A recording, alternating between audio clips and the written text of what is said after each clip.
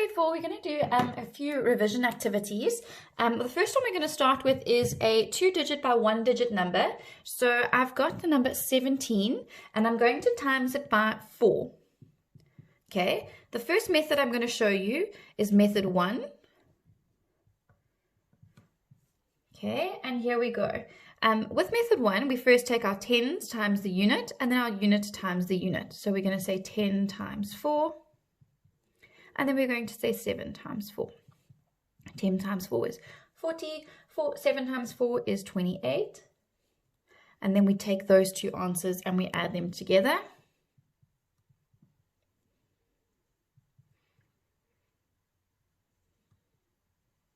Okay, so that was method 1. Now I'm going to show you method 2, or it was 3 in your book, technically, so I'll call it method 3. And so we did like this. We said 17, we had 4 underneath it, and we times like that, and we did the same thing. 7 times 4 is 28. And then we said 10 times 4, sorry, and that is 40. There we go. And then we added those two together, and 8 and D like that. Okay, so that was method 1. Now I'm going to carry on and method 3 of your 2-digit by 1-digit multiplication. Now I'm going to revise something else with you. The first thing I'm going to talk to you about is when you times by 1, times by 10, and times by 100. So I'm going to give you an example. So if I have the number 7, 7 times 1 remains the same. It's 7, okay? 7 times 10, you can say 7 times 1 is 7, and you add the 0. If we had 7 times 100, we would say 7 times 1, and you add 2 zeros. Okay, 700. Now, the last thing I'm going to go over with you is the, and then one more thing with that is if we had something like 20 times 40, okay, we would say 2 times 4, 8, and we've got 2 zeros. So that becomes 800. So that was the other thing I wanted to mention to you or to remind you, because we're going to be using that in our 2-digit by 2-digit multiplication. Okay, now 2-digit by 2-digit multiplication, we've got 26 times 15. Okay, and I'm going to start with method 1 again.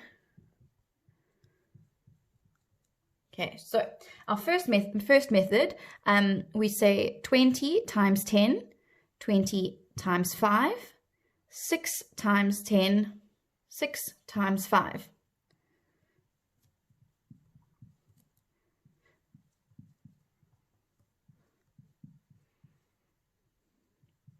Often when I was marking, I noticed that some of you missed out having 4 steps here and you only had 2 steps.